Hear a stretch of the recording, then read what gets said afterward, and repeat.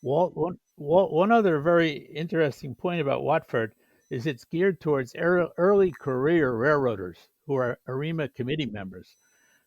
We've seen over the years that the chief engineer or his direct reports often get the assignment to go visit international facilities or go to international conferences.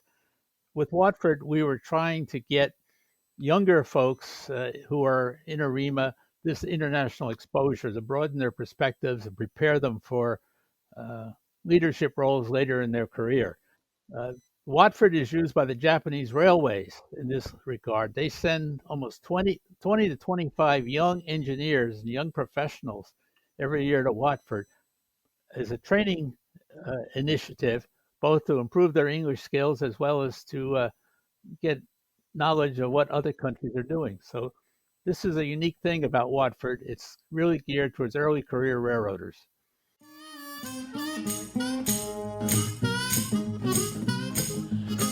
You may know the American Railway Engineering and Maintenance of Way Association, or AREMA, as the, quote, keepers of the manuals. You may know them as the, quote, people behind the largest annual railroad conference in North America. Heck, you may not know about AREMA at all. This podcast is designed, no pun intended, to change your view of who AREMA is and how AREMA has changed the trajectory of many railway careers over its 100-plus year history. Welcome to Platform Chats with your host, Walt Blesser, where he takes a moment to discuss the impacts AREMA has had on the very people who are proud to be called members. Are you ready to roll with AREMA?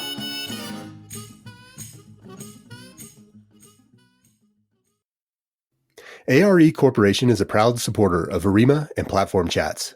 If you are looking to take your railway structures career to the next level, or simply start it down the right track, please visit us at arecorp.com. Please see our brand new job postings on our careers page or on our LinkedIn page. Hello and welcome to another episode of Platform Chats. I'm your host, Walt Blesser, and we have reached the end of we've reached the end of the year, folks. It's the last recording that we're going to get out in the year 2022. We saved a good one for you, though. Got a great topic today. We're going to be talking specifically about AREMA and its role internationally. So we've talked a lot in the last several months about AREMA nationally. We talk a lot about heavy haul rail in the U.S. AREMA actually does play a role in other things, such as intercity commuter rail, some of the heavy passenger trains that you see. I call them heavy, but they share heavy corridors in, say, Long Island Railroad, SEPTA, Metro North, MBTA, all what I would call the metropolitan railroads. We also play on the Northeast Corridor in what we would call our high-speed rail territory. But how are we viewed internationally, and how can we get more involved internationally? So I have people, we've got listeners out there curious about that. May have heard of the Watford Fellowship. I can tell you right now, I have not. I am not familiar with it at all. And so I'm hoping that by the end of this podcast, we will have a better understanding of what it is and how you can apply for the fellowship. What's the difference between a fellowship and a scholarship? The whole 9 yards. So I got two great guests with me today. I have Thomas Cornille and I have Jim Michel, both of which been in the rail industry for many, many years. Both are AREMA members. I believe Jim is a member of committees 6, 11, and 24. I also believe Tom is a member of 16 and 11. And that's all I'm going to say about them. I'm hoping they will probably do the majority of the talking on this subject. And we're going to go ahead and just kick that right off with Jim to go ahead and give us an introduction of how he got involved in the rail industry and where he is today and so on and so forth. Jim, welcome to the show. Thank you, Walt, for inviting me to this event. I've been involved in AREA and AREMA since 1976. Along the way, I served as a member of the board of directors of the old B&B Association, which was rolled into AREMA in 1997. I'm very happy to be elected as an honorary member of AREMA. And as you said, I'm a member of Committee 6, Buildings and Support Facilities, as well as 24, Education. I spent 23 years at Amtrak, and while there, I administered international agreements with the Japan Railways, the French National Railways, the German Railways, and lastly, the Railways of Australia Committee, as well as working closely with various committees at UIC and the European Association of Equipment Manufacturers.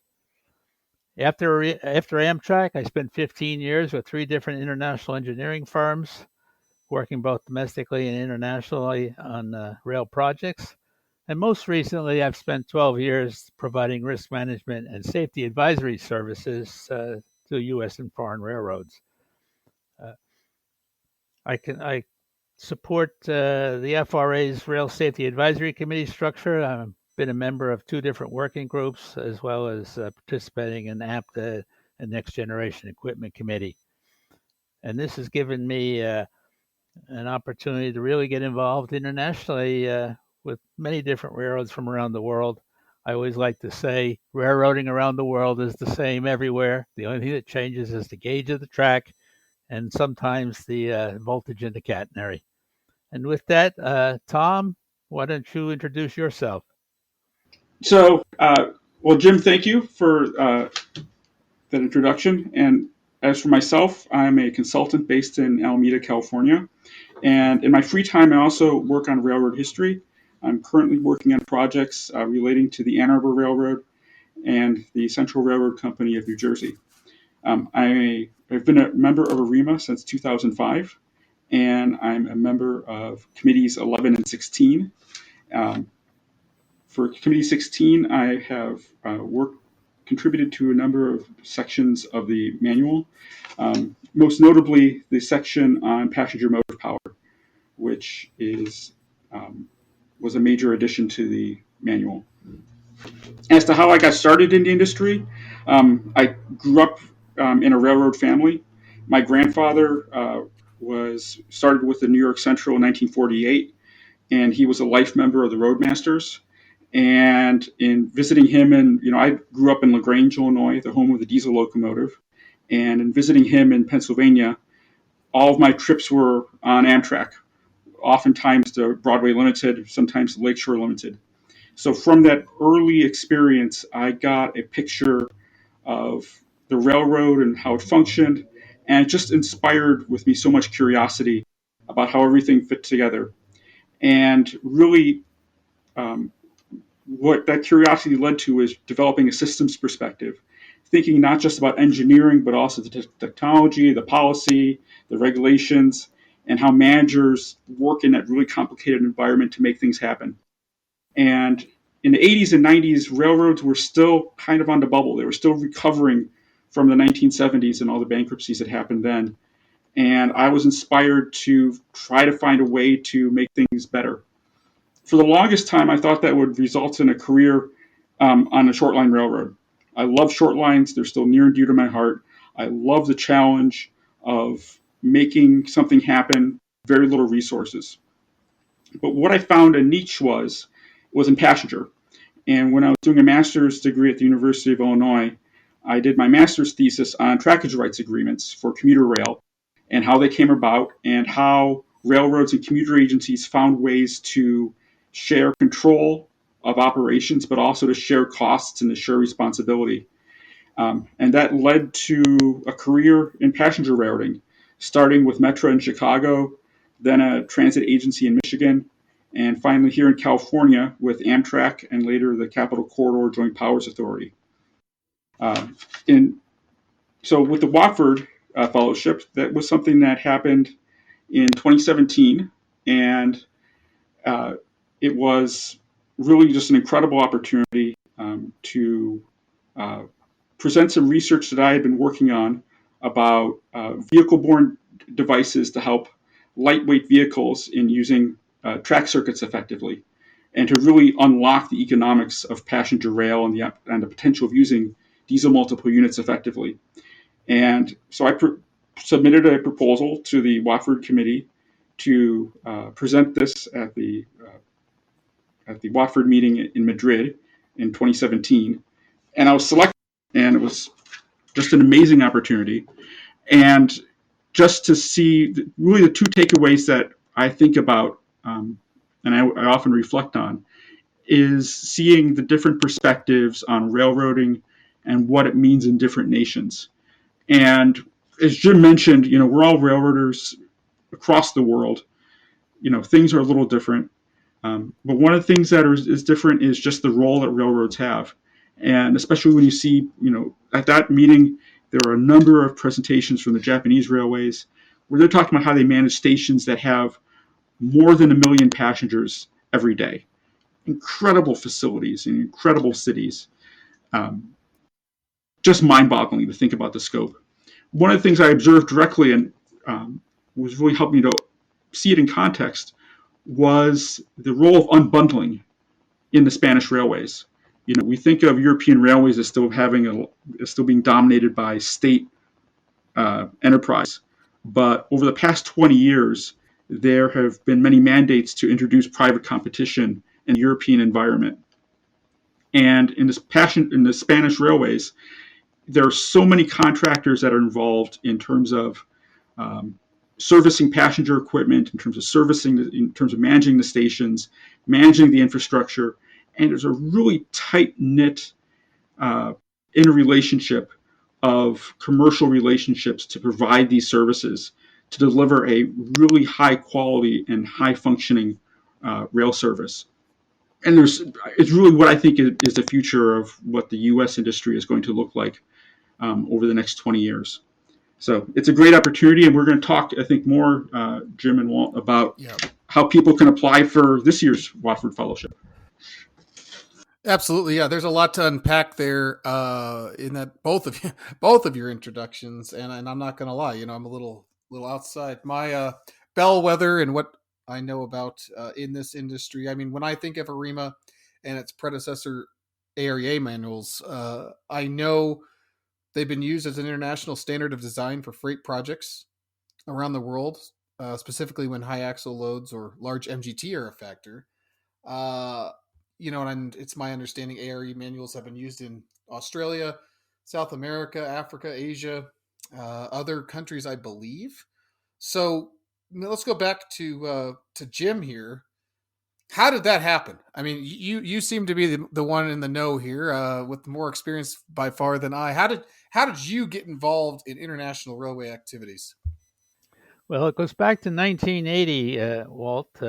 I was on a vacation trip to Australia, and I was visiting with some friends from the New South Wales Transportation Agency, and I found a magazine sitting in the lobby that explained about the National Committee on Railway Engineering having study tours on railway engineering. It's called STORE, where they arrange for a long weekend or several week trips, depending on the location, where all disciplines of primarily civil engineering, but also some rolling stock issues and signaling, are looked at in the field. And I got a hold of the National Committee on Railway Engineering to find out in 1982 they were doing a 5-week tour of Europe. So I became one of 3 Americans. The other 2 also were AREMA members. The 3 of us went on the Australian tour of Europe, 6 different countries over a 5-week period. What was really unique here is the Europeans viewed Australia as a market. So they rolled out all the bells and whistles to impress the visitors. And we 3 Americans just rode along for the ride. But the point is, I was able to meet lots of folks in various countries that gave me an in-depth analysis and opportunity to discuss the issues.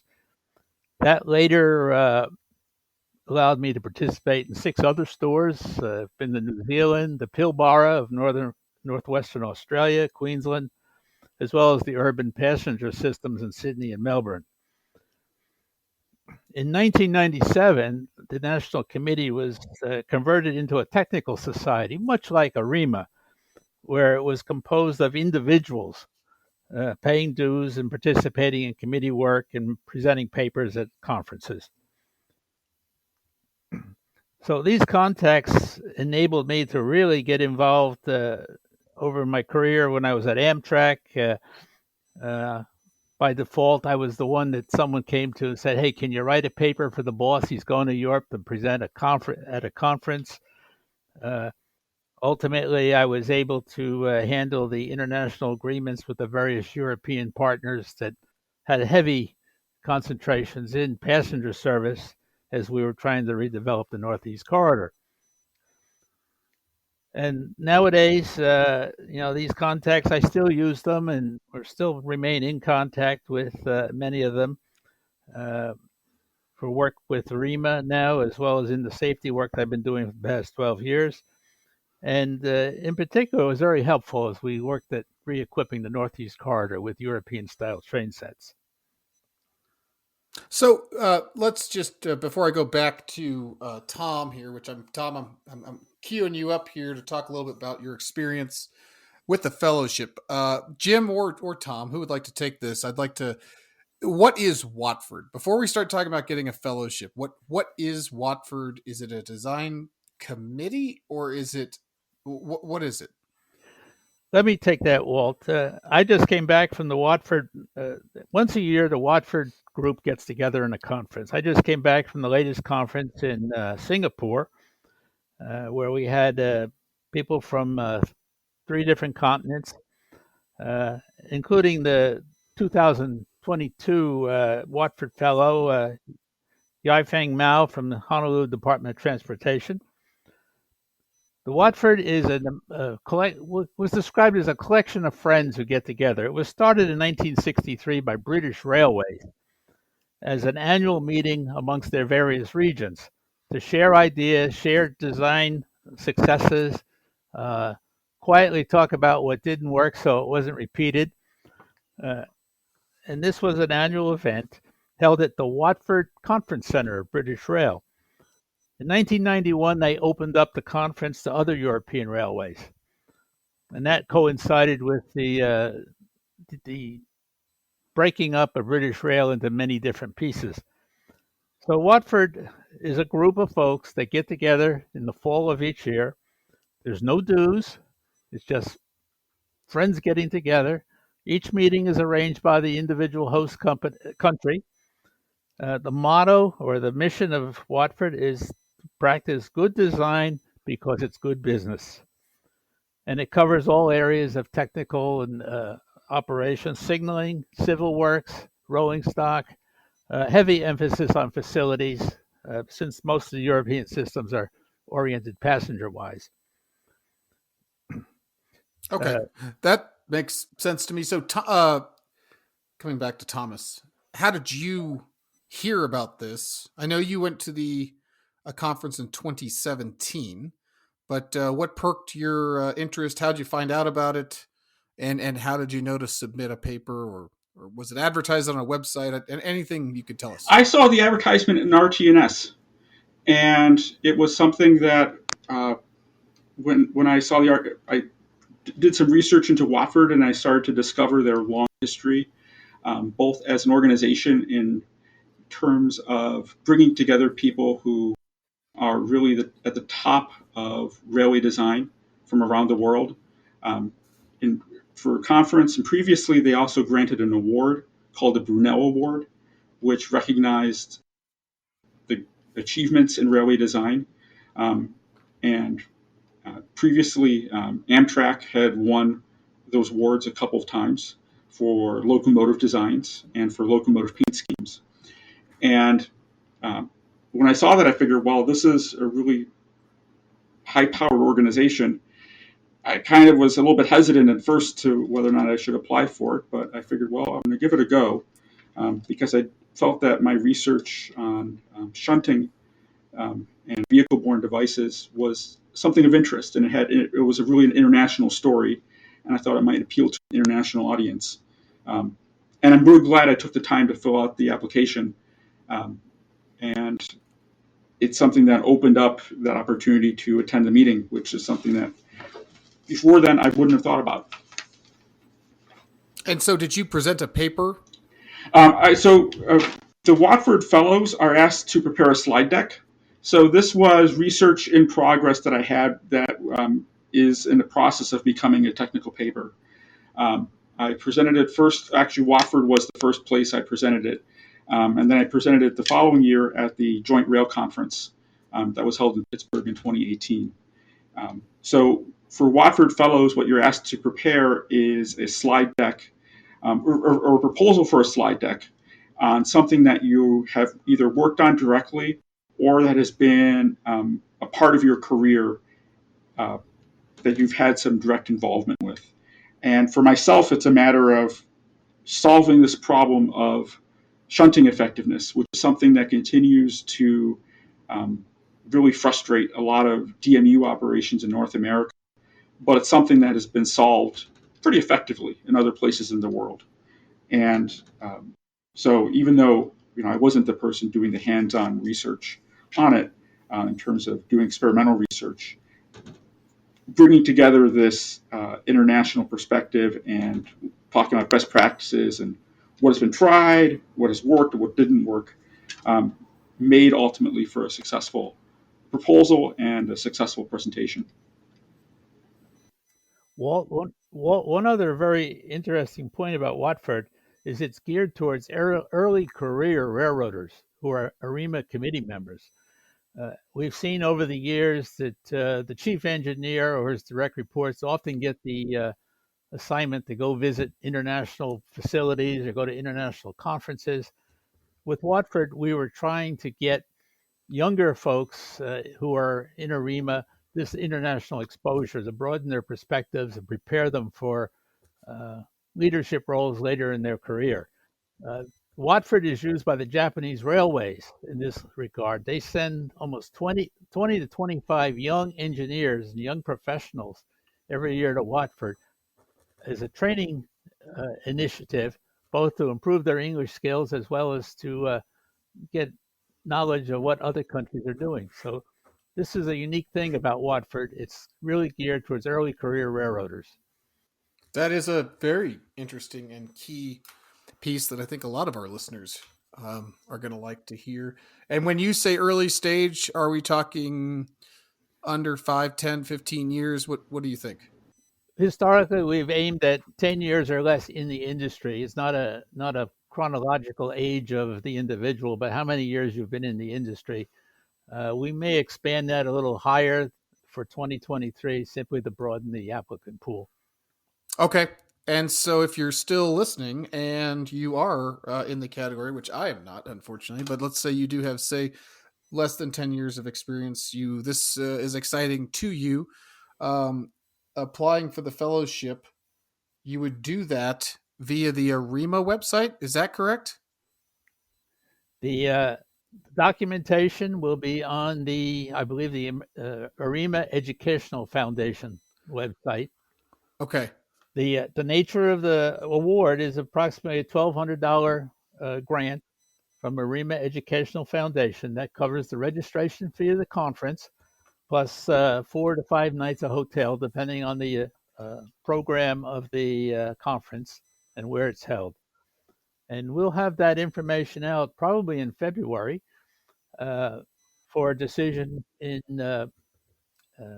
April to May timeframe. The 2023 conference is tentatively scheduled for October in England. Okay. All right. Well, the timing of this podcast could not be any better, really, because it sounds like you've got this. We should be dropped here in December, so folks can take a couple months and start thinking about what they could put together. Potentially, even with our call for papers that hits our deadline, I believe, is mid-December. So perhaps if you've got a paper you've already put together an abstract for, this might be a great way to double dip. Is that what you did, Thomas? Did you also present at the I've AREMA presented National at the Conference? AREMA conference previously, but this was an entirely new bit of research. So this was my first time bringing it out Okay. to the world. So Okay.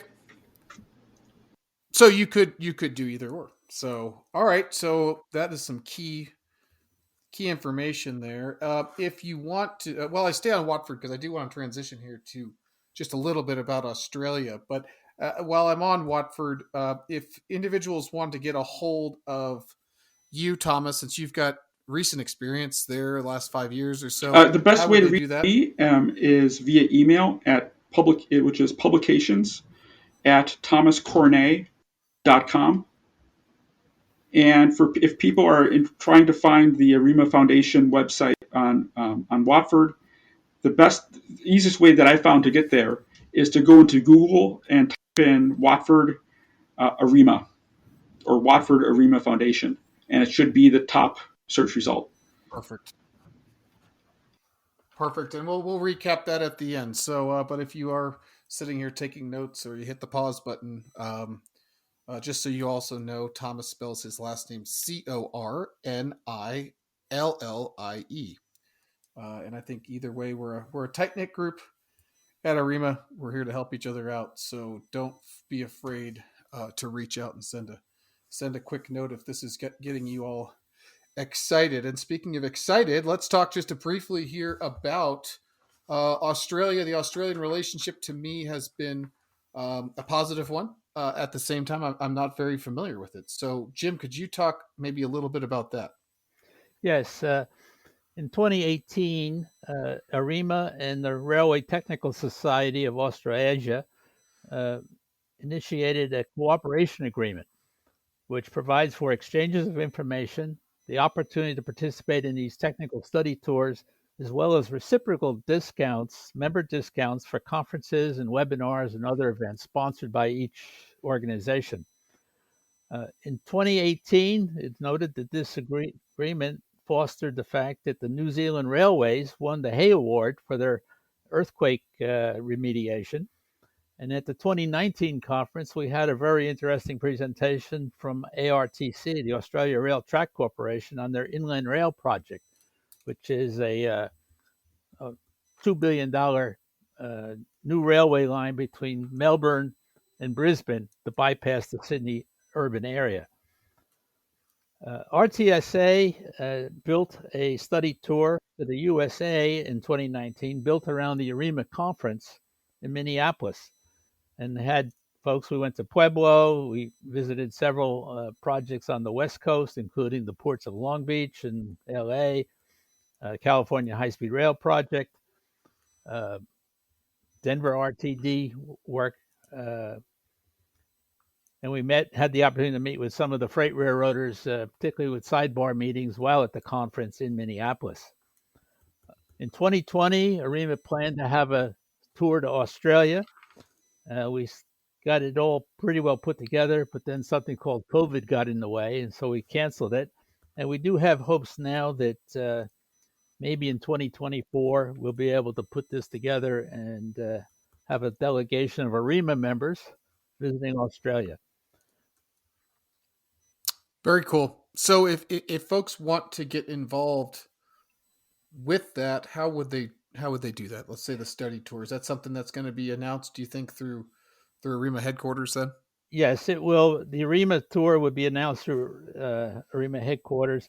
If people want to participate in RTSA events, particularly the webinars, they can go to the RTSA website. It's www.rtsa.com.au, and you can see the type of events that they are hosting. And you make yourself known as an AREMA member, and you should be able to get a member discount. If not, just contact the AREMA headquarters, and they'll arrange for the necessary relationship to be put in place. Excellent. That brings up kind of just listening to all this. You know, why is it important for AREMA and AREMA's membership to be engaged in international activities? And I'll kick that to either one of you. I know Jim's been talking, you've been talking quite a bit. If you want Tom to take a stab at that one. Yeah, I think it's good. I think it's important to see how how the problems that are in railroading. Railroading is a bundle of problems. You have technology, you have economics, you have policy, and then you have management that tries to fit all those pieces together. And what you have in other countries and other contexts is the same bundle of problems, and bundle of issues, but you have different ways of solving the problem. And there's a lot that we can learn, I think, from here in terms of saying, okay, well, what if we try things differently? What if we have a different approach to investment? What if we have a different way of managing our employees or a different way of managing our contractors? What if we have, what would things look like with a different relationship to state regulations? What would things look like in a different economic context or a different financial context where you have different priorities on investment and operating performance? And it provides a point of reflection to say, how are we doing things in North America? And to really ask, one, could we do things better? But also to say, two, to help recognize where we have figured stuff out that is really hard and that we might not realize what a good job that we're doing here in North America because we just don't think about comparing ourselves to others who might be doing it internationally. So having a point of reference, I think, is useful just in taking stock of where we're at and where we can go. So it's really just a broadening of the information exchange, which really to me is the basis of the whole AREA and AREMA, how AREA was founded, what AREMA is today, just taking it to that's an international level. Jim? Yes, we have to consider the fact that many of our track component, rail, signal equipment, and roadway machine manufacturers are all foreign companies with U.S. subsidiaries. And a lot of the technology advances that we take for granted today are all the result of work done, particularly on high traffic density lines in Europe and Asia. Uh, as the American network after Staggers was consolidating, a busy main line in 1975 had maybe 50 million gross tons. After Staggers and mergers, we have lines out that have 250 million gross tons a year. The valuable element or the most valuable resource is track time. And the Europeans, because of their passenger traffic, had to master track time for maintenance a long time ago. And we've learned a lot. The, the big machines, the track laying machines, the dynamic stabilizing, uh, all of these types of technologies came out of European environment. But what's important for AREMA members is to recognize that you have to understand the foreign operating environment in order to apply the technology here. You just can't take a machine that's used in Europe and drop it in the American environment without having an understanding of how it works, how it's supposed to function, and hence the need for better understanding. So many of our supporters at AREMA, our industrial supporters, particularly at conference, are international suppliers. This is a global industry now, and AREMA has to be at the forefront of taking advantage of it as well as contributing to it. Yeah, when you walk around the railway conference, when we do the interchange, when AREMA comes together with the other major rail associations, which historically has happened every couple of years. I know when you walk around that conference, it gets it gets really fast that this is an international playground that we're working in, and with just purely the number of folks that come from Japan and Europe, and many of the suppliers you're talking about are headquartered in Europe. Some of the big names, we probably shouldn't be dropping those big names, but I think we all know who I'm talking about. And yeah, we're selling machines that are being built here to the globally, and we're purchasing them globally. So it makes a lot of sense to have that awareness, and it sounds like AREMA again is again a great place to get that awareness. And so maybe where I can wrap this one up is go ahead, Jim. One more point I'd make is that many of our committees, AREMA committees, have folks from other railways around the world, as well as suppliers, to get material into the manual.